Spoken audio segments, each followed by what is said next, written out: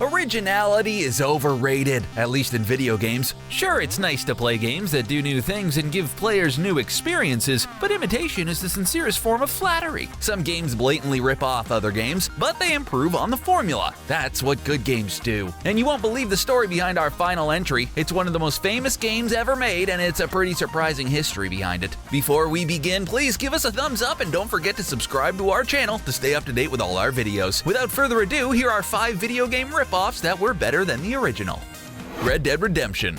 Can a company rip itself off? Let's think about that. For the sake of this video, let's go ahead and assume it can. Because without the Grand Theft Auto series, there's zero chance Rockstar could have produced Red Dead Redemption. This beloved open-world western takes all the best ideas from Grand Theft Auto and transplants them into the Old West circa 1911. What's the difference between GTA and RDR? For starters, in the Old West, the streets aren't paved and they're not teeming with cars. You can travel half the map without running into another soul. It's actually kind of nice not having to worry about accidentally running down a pedestrian and having the pesky police chase you around.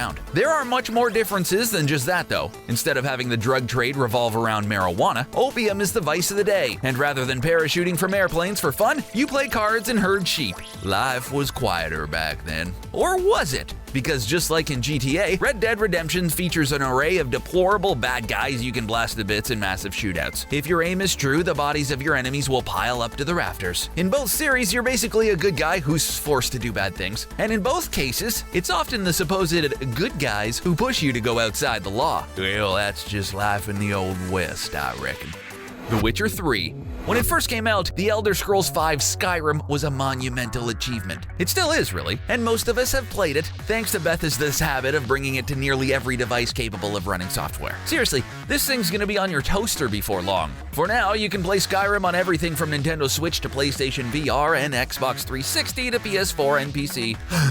That's a good thing, but it'd be even better if The Witcher 3 was readily available. That's because The Witcher 3 does just about everything Skyrim does, but better. Where Skyrim's combat is flat and boring, The Witcher's is hard-hitting and exciting.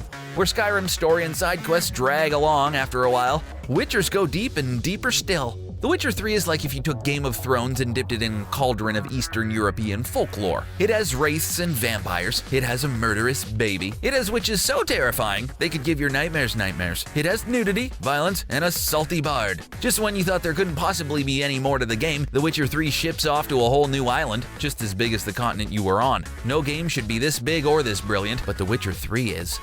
Castlevania, Symphony of the Night. There's a type of game that has you running around an environment filled with blocked-off areas you can only access by gaining new abilities. For instance, maybe there's a wide pit you can't cross until you learn a double jump. This genre is called Metroidvania because the design is obviously inspired by Super Metroid and Castlevania. But calling it Metroidvania is misleading. Sure, the original Metroid and Castlevania were both released in 1986, but Super Metroid came out 3 years before Symphony of the Night, and it established nearly everything the game would later borrow. The game is really just a Super Metroid ripoff. But if that makes you want to go and start trashing Castlevania, hold up, ripoff or not, Symphony of the Night is a better game than Super Metroid. It didn't come first, but it expanded the genre and turned it into a template so many later games could copy. It added a whole heap of ideas and gameplay elements that gave it a leg up. It has a leveling system, enemy loot drops, friendly familiars, and even a secret post-game section that's just as big as the main game. And because the protagonist, Alucard, is part vampire,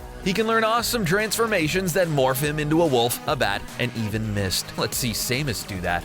Rock Band. When it comes to Guitar Hero and Rock Band, it's not exactly clear which one ripped off the other. The first Guitar Hero came out back in 2005 when the world needed an injection of rock and roll. Rock and roll, woo! That's when Coldplay was hot and the Black Eyed Peas were talking about lovely lady lumps. Yeah, remember that?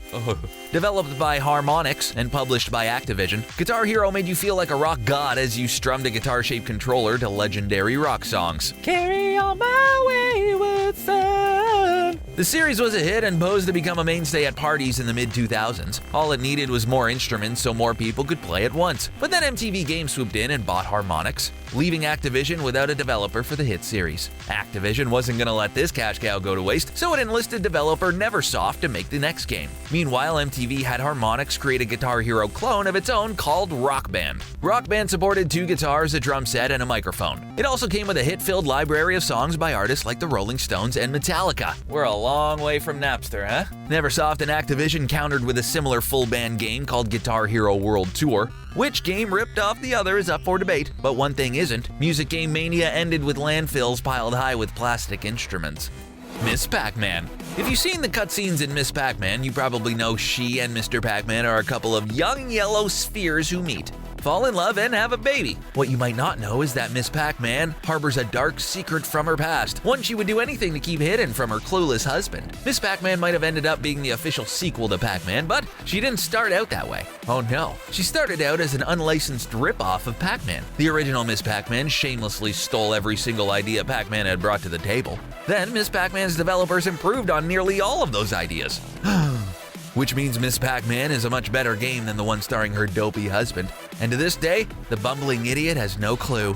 It all started when two MIT students who loved the original game got a hold of a Pac-Man arcade cabinet and started tinkering. They made refinements to the level layouts and to the Ghost AI. They also made very minor tweaks to the graphics. The resulting game was a blatant ripoff, and Midway, Pac-Man's distributor, lawyered up to sue the charlatans who ripped him off. But once Midway realized the ripoff was even better than Pac-Man, they bought it and rebranded it as Miss Pac-Man. Let's hope her moronic yellow husband never finds out. Not all ripoffs are worse than the originals. Is there a video game ripoff you think is awesome? Be sure to let us know in the comment section below. Don't forget to subscribe to TheGamer and turn on notifications so you don't miss any of the great video content in our playlist. Thanks for watching.